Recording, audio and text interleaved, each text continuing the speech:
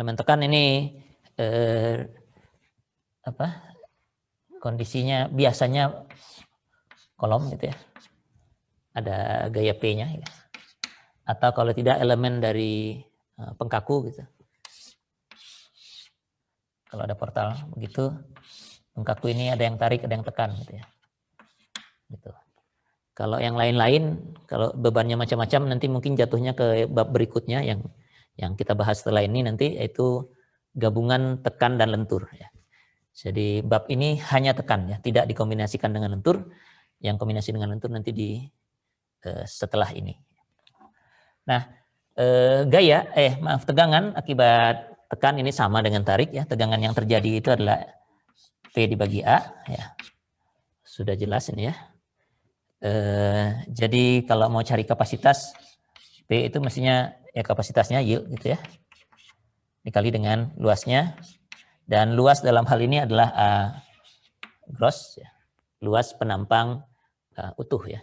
Jadi ini kapasitas yang umum dulu ya, kita belum bicara kriteria desain dari IESC ya.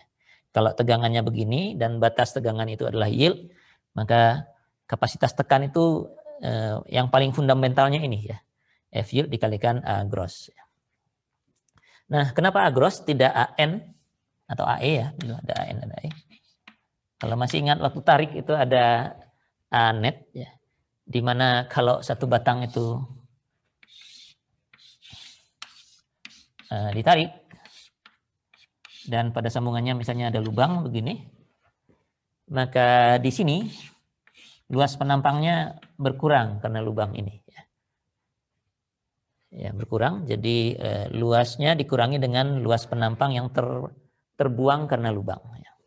Untuk batang tekan ini tidak ada, ya, karena kalau gaya dalamnya tekan seperti ini, maka lubang ini akan tertutup oleh bagian dari elemen batangnya sendiri yang berkontak dengan bautnya. Ya.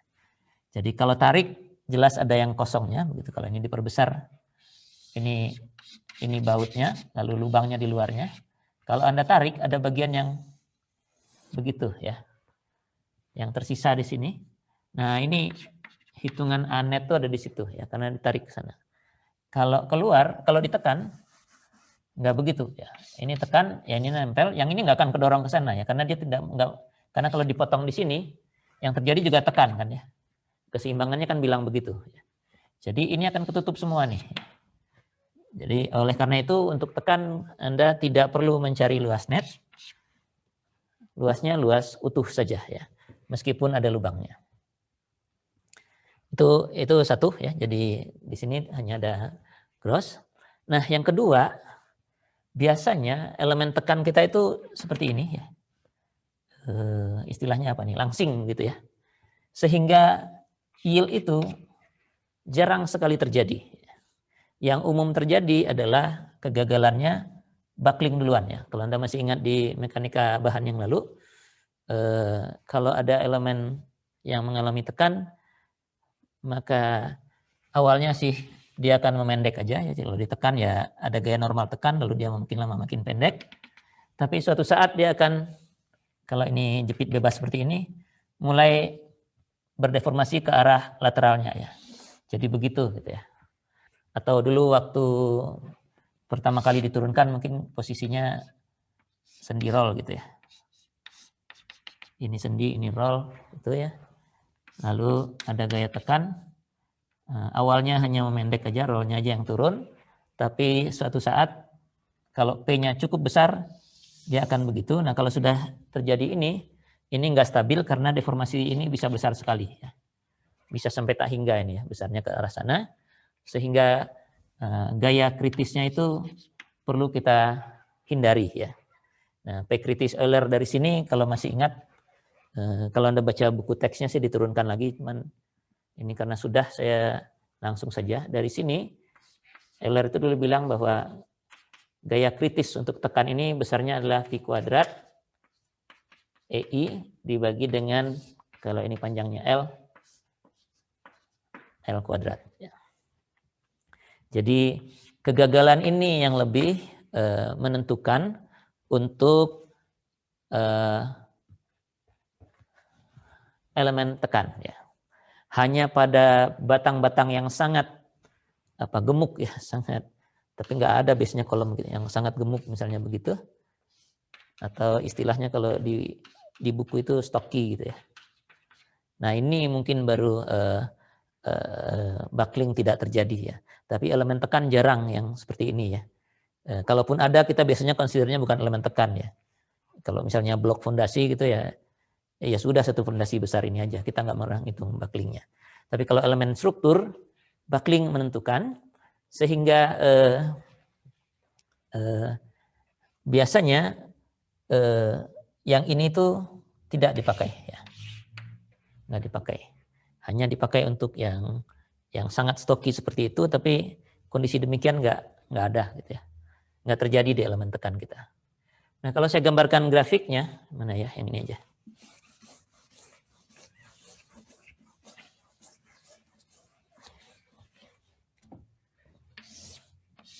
Yang ini kelangsingannya ya, sebut aja lambda dulu ya.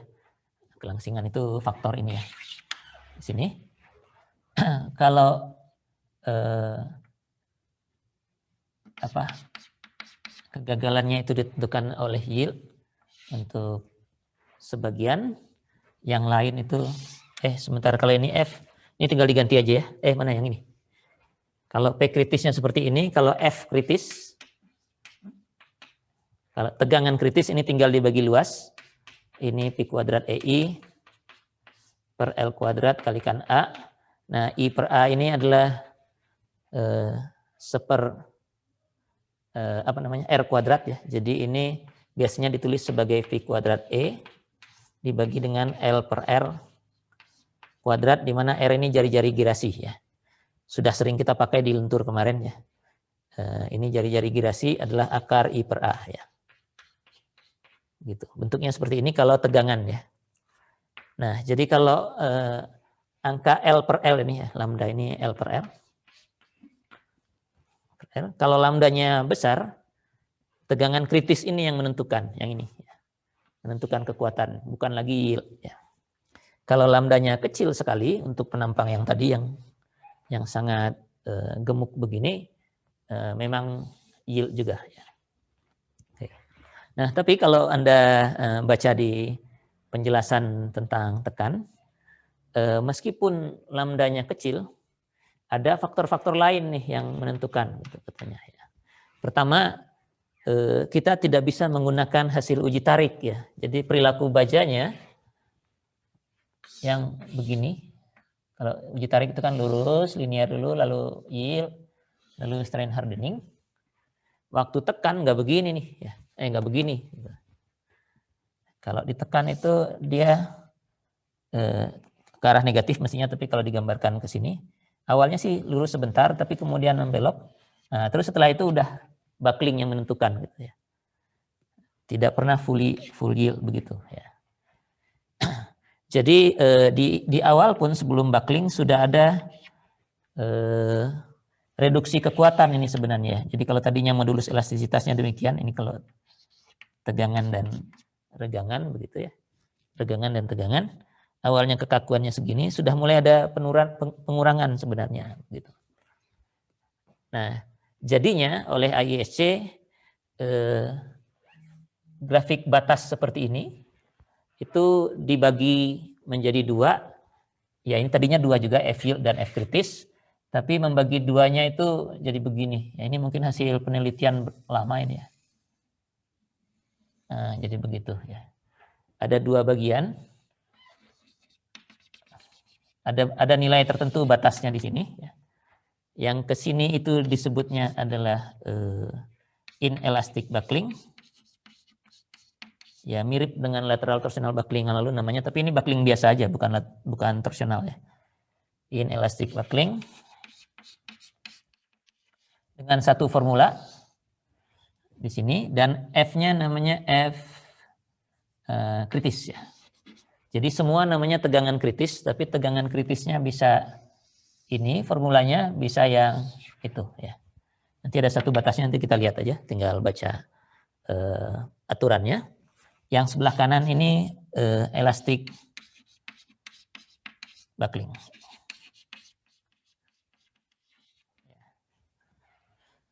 Oke, jadi ada dua regim ya, kegagalan dari batang tekan. Dengan demikian kapasitasnya menjadi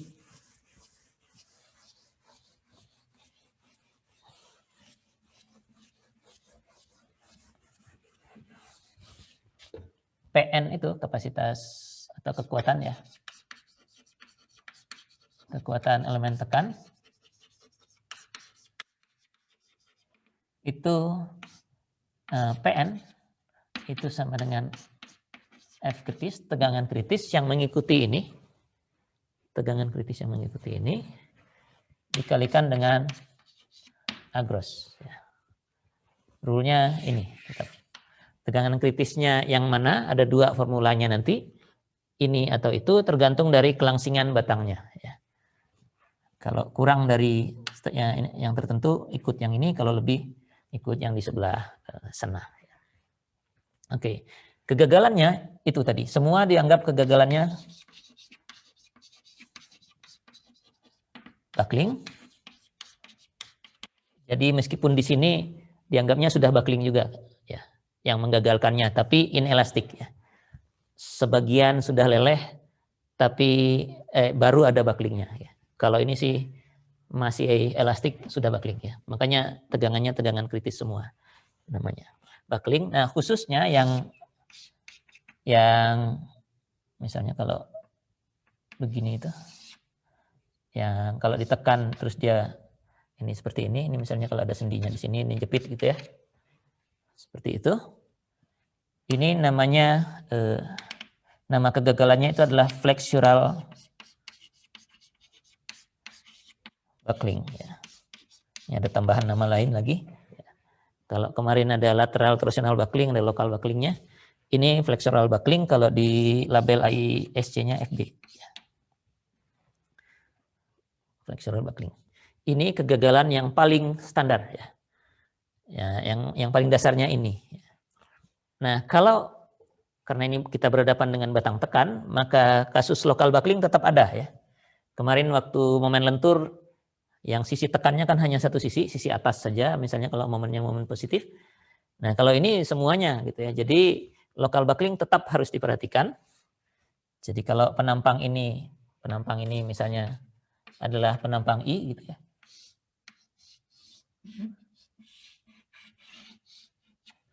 Penampang I seperti itu. Maka kelangsingan dari masing-masing elemen, baik yang unstiffen ini, yang flange-nya ini, maupun webnya yang mungkin mengalami buckling seperti itu, kalau dia tidak memenuhi kriterianya, ini juga harus diperiksa. Nah, kategori ini beda dengan lentur. Ya. Waktu lentur kategorinya ada 3, compact yang tidak perlu dicek, lalu ada non-compact, dan ada slender. Ya. Untuk tekan kategorinya cuma 2. Jadi batasnya namanya lambda R. Kurang dari lambda R itu namanya non-slender. Non-slender itu lokal buckling tidak akan terjadi. Kalau lebih dari lambda R baru slender. Ya. Jadi kalau di tabel yang di awal dari ISC itu di awal bagian tekan, itu ini NS, ini S gitu ya. Kategorinya cuma 2 ya.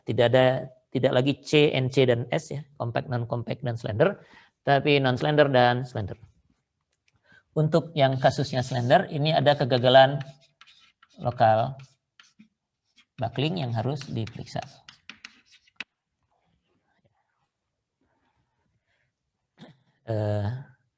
Itu pola kegagalannya. Utama flexural buckling yang seperti ini, lalu ada lokal buckling kalau tidak memenuhi begini. Kemudian ada beberapa yang lain yang mungkin tidak kita bahas mendetil di sini. Ya. Ada beberapa yang ditaruh di slide. Misalnya kalau bentuk penampangnya agak khas gitu ya. Misalnya kalau penampang T begitu. T gini. Atau bisa lebih ini lagi. cross begini ya. Ya ini sih bukan hot roll ya. Tidak langsung begini di pabrik. Biasanya ini build up ya, tapi fenomena kegagalannya bisa dimasukkan saja untuk menambah pengetahuan Anda tentang kegagalan ini. Nah, ini kalau kolomnya penampangnya seperti ini, bisa saja dia tidak buckling ke kiri ke kanan atau ke depan ke belakang itu, karena kalau mau kiri kanan ada ini nih yang horizontal ini yang menahan yang cukup besar. Kalau mau keluar papan tulis misalnya yang ini juga besar inersianya, dia nahan, tapi dia jadi muter gitu ya. Jadi mengalami deformasi begini.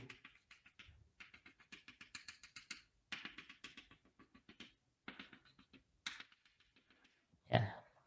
Jadi mutar sendiri ya. Ini namanya torsional buckling saja.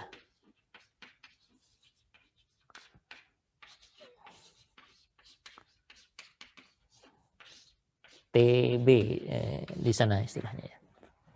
Jadi ditekan dia muntir sendiri ya kolomnya. Ini juga begitu ya.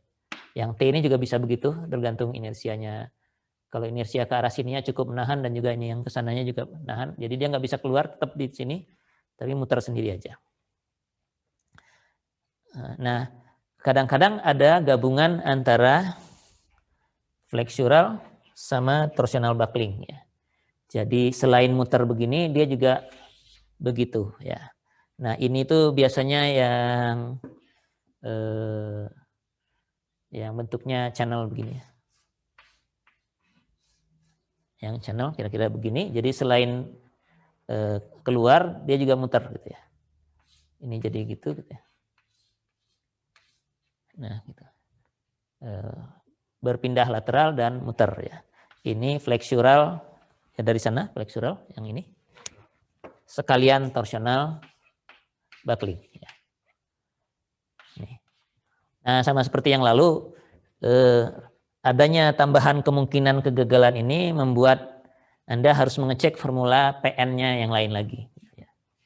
Jadi hanya tambahan pengecekan. Formulanya memang lebih rumit sih ya. Kalau efek ini tuh kalau tidak salah Anda harus memecahkan akar dari persamaan pangkat 3 misalnya ya. Ya, tapi solusinya ada begitulah. Setidaknya dengan bantuan perangkat lunak mestinya bisa ya. Jadi persamaannya sudah diberikan, Anda diminta mencari akar pangkat 3-nya begitu ya. Solusi pangkat 3-nya. Nah, secara umum demikian ya. Jadi dari sisi kapasitas kegagalannya itu flexural buckling yang paling mendasar. Kalau dia langsing, slender, ada local buckling yang harus diperiksa. Terus kalau bentuknya khusus seperti ini, ada mungkin torsional buckling atau flexural torsional buckling. Dan masing-masing punya formula untuk menentukan ini. FCR, tegangan kritisnya ini. Jadi tegangan kritis untuk masing-masing ini akan beda-beda. Sehingga formula PN-nya tetap yang ini jadinya. PN-nya adalah tegangan kritis dikalikan luas penampang utuh gross. Satu hal lagi yang perlu saya sampaikan mengenai ini buckling ini ya. Waktu pertama kali diturunkan itu Euler bilang F kritisnya yang tadi ya. F kritis Euler itu di ISC namanya FE ya. E ini dari Euler ya. Yang nilainya pi kuadrat E dibagi L per R kuadrat begitu ya.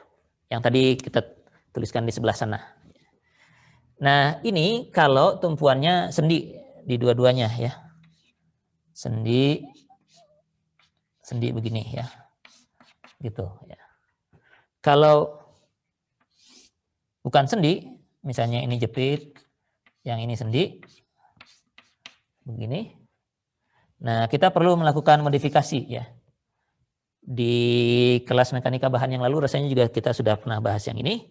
Kalau seperti ini, kita perlu tambahkan koefisien K yang mewakili kondisi tumpuan ini ya. K ini akan bernilai 1 kalau sendi-sendi. Kalau jepit sendi ini K-nya 0,7 ya, kalau tidak salah begitu dulu. Kalau jepit bebas begini K-nya sama dengan 2. Apalagi dulu yang dipelajari? Ini 1, 0,7, 2. Rasanya cuma ini ya. Kalau tumpuannya tumpuan ideal hanya ini. Ini K sama dengan 1 yang ini ya. Yang di yang kita pelajari dulu hanya ini ya.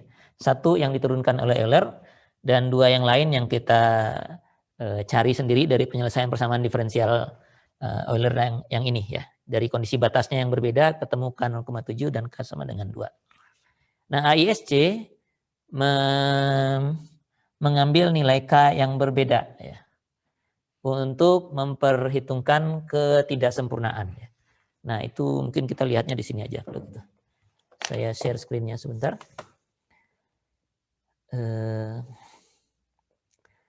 ISC ini.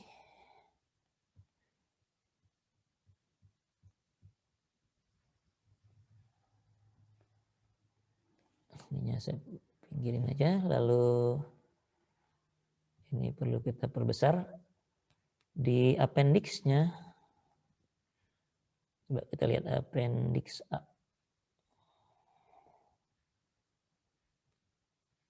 Oh, appendix 1 ya.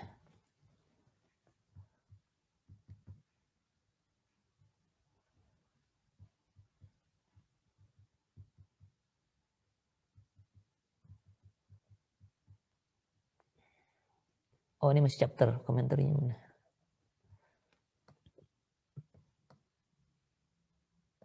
Oh, ini sudah komentari, udah benar.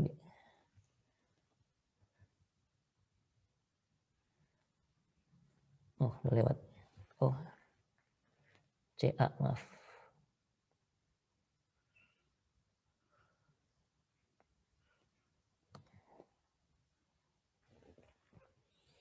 Komentari sini mungkin.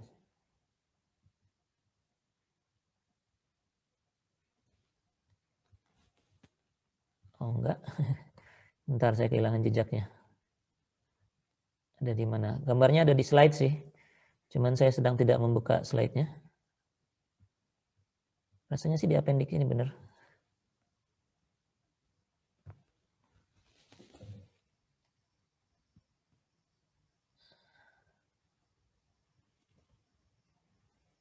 Ini CA1.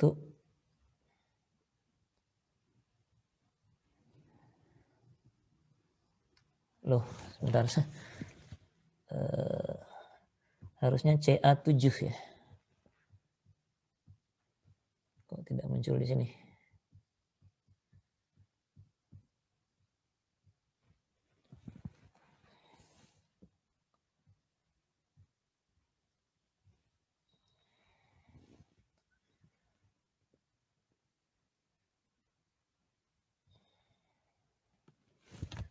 Judulnya sudah benar sih, stability. Kalau enggak nanti kita buka itunya. Commentary, general provision, ini apa? Gambarnya C.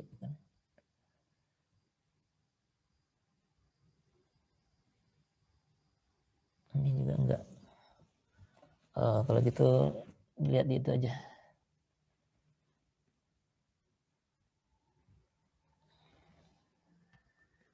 Ini CC bukan.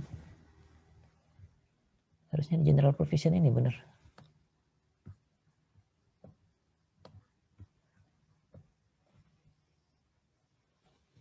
Tadi saya udah lihat kok.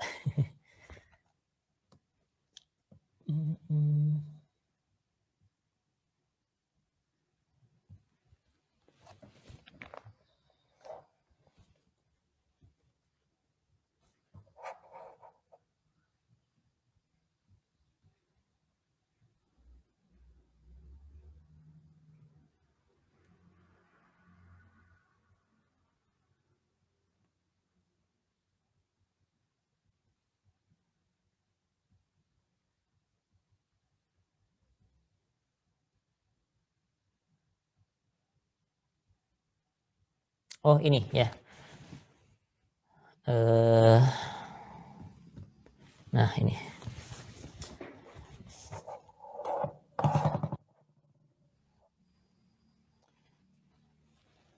Oke, jadi kalau kita, saya kok kehilangan gambarnya. Anda bisa lihat nggak atau terputus-putus? Terlihat, Pak. Oh terlihat ya. Kok di saya putus-putus ya? Apa komputer saya? Jadi kalau kita lihat di bawah sini ada nilai teoritis ya. Nilai teoritis yang di baris atas itu yang jepit-jepit ya, kemarin lupa kita. Kalau jepit-jepit K-nya setengah. Kalau jepit sendi ini 0,7, kalau ini jepit dan di atasnya kaku ya. Jadi ini mungkin waktu dulu kita tidak punya kasus yang seperti ini ya. Ini kalau kolomnya berada di portal begitu, di atasnya kaku tapi bisa bergerak, itu 1. Ini sendi-sendi yang Euler yang nilainya memang benar 1, dan ini jepit bebas 2. Ini juga kalau bawahnya sendi, atasnya sambungan kaku yang bisa bergerak lateral 2 ya. Ini nilai teoritis. Tapi IISC menyarankan menggunakan nilai yang di bawah ini, yang kalau kita lihat 0,5-nya jadi 0,65, jadi lebih besar. Ya lebih besar itu artinya lebih konservatif mestinya ya. Karena dianggap lebih langsing nanti. Karena angka KL per R yang besar kan artinya lebih langsing. 0,7 jadi 0,8, 1 jadi 1,2. Hanya yang 1, yang sendi-sendi ini aja yang tetap 1. Yang 2 jadi 2,1, dan ini juga tetap 2. Nah, ini kenapa sebagian ditambah sebagian tidak? Ini karena ya ketidaksempurnaannya itu ya. Jepit itu kalau tidak sempurna jadinya kurang dari jepit ya. Karena jepit itu kan tumpuan yang sangat ideal gitu, semua pergerakan ditahan oleh jepit. Nah, kalau tidak sempurna artinya ada yang diizinkan gitu ya, ada yang agak tidak tertahan, makanya nilai K-nya diperbesar sedikit oleh IISC ya. Jadi yang dipakai yang di bawah itu.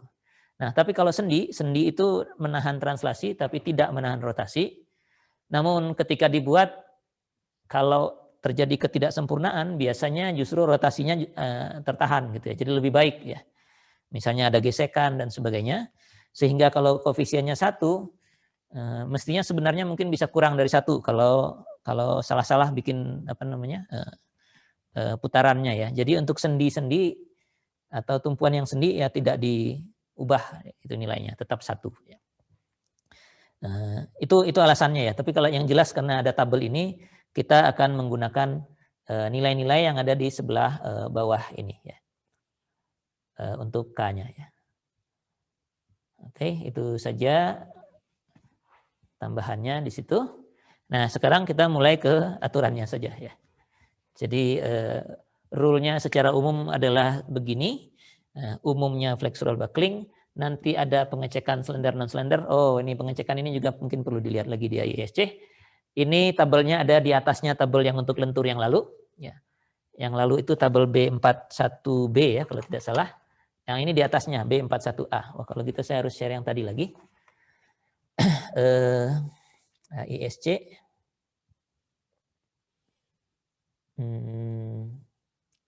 Mana dia ini ya? IISC yang tadi. Sekarang kita lihat di B ya.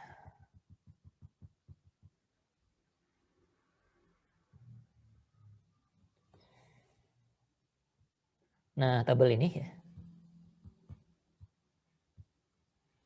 Ini B41A-nya ini untuk compression ya, jadi tekan. Nah, kalau kita lihat ini limitingnya cuma 1 ya.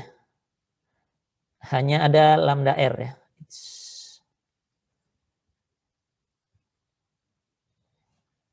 Hanya ada ini lambda R.